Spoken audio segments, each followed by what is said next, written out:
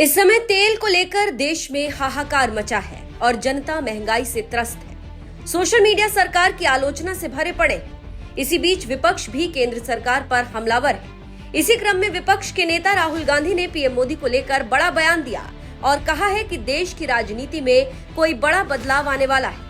इसी पर राजनीतिक हंगामा बरपा है और लोग सोच रहे हैं और अपनों से पूछ रहे हैं कि क्या राहुल गांधी ने सिर्फ एक राजनीतिक बयान दिया है या फिर सत्ता के गलियारों में चल रही किसी बड़ी हलचल का संकेत दे दिया। और सबसे बड़ा सवाल, क्या कांग्रेस अब दलित राजनीति के जरिए बीजेपी को उसी के मैदान में चुनौती देने के लिए तैयारी कर रही है? क्योंकि दिल्ली में हुई कांग्रेस की एक बड़ी बैठक में राहुल गांधी ने जो कहा उससे बीजेपी तिलमिला गई है। राहुल गांधी ने दलित चिंतन की बैठक में कहा कि मोदी जी 1 साल में जाने वाले हैं और इतना ही नहीं, उन्होंने कांग्रेस की पुरानी राजनीति पर भी सवाल खड़े कर दिए और कहा कि अगर 80 और 90 के दशक में कांग्रेस ने दलितों पर गंभीरता से ध्यान दिया होता तो आज इतने क्षेत्रीय दल पैदा नहीं होते। मतलब यह है कि राहुल गांधी अब सिर्फ बीजेपी पर हमलावर नहीं रहे बल्कि कांग्रेस की ऐतिहासिक गलतियों को भी स्वीकार कर रहे हैं और यही बात इस पूरे घटनाक्रम को बेहद दिलचस्प बना देती है। दिल्ली में कांग्रेस के अनुसूचित जाति विभाग की रणनीतिक बैठक हुई। बैठक बुलवाई थी अनुसूचित जाति विभाग के राष्ट्रीय अध्यक्ष राजेंद्र पाल गौतम ने। इस बैठक में दक्षिण भारत के 15 राज्यों से करीब 380 जिला अध्यक्ष और प्रतिनिधि शामिल हुए।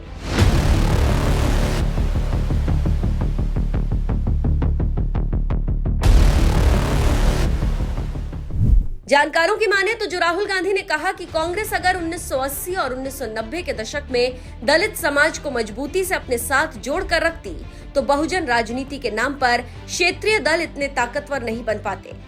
इसी पर विश्लेषकों की राय है कि जो राहुल गांधी कह रहे हैं वो दरअसल 90 के दशक में देश की राजनीति बदल रही थी। मंडल कमंडल की राजनीति अपने चरम पर थी। एक तरफ बीजेपी हिंदुत्व की राजनीति के जरिए उभर रही थी तो दूसरी तरफ दलित और पिछड़े समाज की राजनीति ने भी नया आकार लेना शुरू कर दिया था। यूपी में काशीराम और मायावती ने बहुजन आंदोलन को नई ताकत दी। बिहार में लालू यादव की राजनीति उभरी।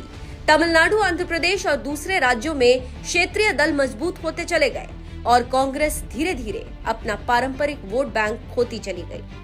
राहुल गांधी का बयान दरअसल इसी ऐतिहासिक गलती को स्वीकार करने जैसा माना जा रहा है। यानी कांग्रेस अब ये मान रही है कि उसने दलित समाज को लंबे समय तक सिर्फ वोट बैंक समझा, नेतृत्व और हिस्सेदारी नहीं दी। और शायद यही वजह है कि इस बार बैठक में सिर्फ भाषण नहीं हुआ बल्कि संगठन और सत्ता में दलित भागीदारी बढ़ाने की रणनीति पर भी गंभीर चर्चा हुई। सूत्रों की माने तो जिन राज्यों में कांग्रेस की सरकारें हैं वहां अनुसूचित जाति समुदाय को संगठन और सरकार दोनों में ज्यादा प्रतिनिधित्व देने पर बात हुई। यानी कांग्रेस अब सिर्फ सामाजिक न्याय का नारा नहीं देना चाहती बल्कि उसे राजनीतिक हिस्सेदारी में बदलने की तैयारी कर रही है। लेकिन सबसे बड़ा धमाका तो राहुल गांधी के उस बयान ने किया जिसमें उन्होंने कहा कि मोदी जी 1 साल में जाने वाले।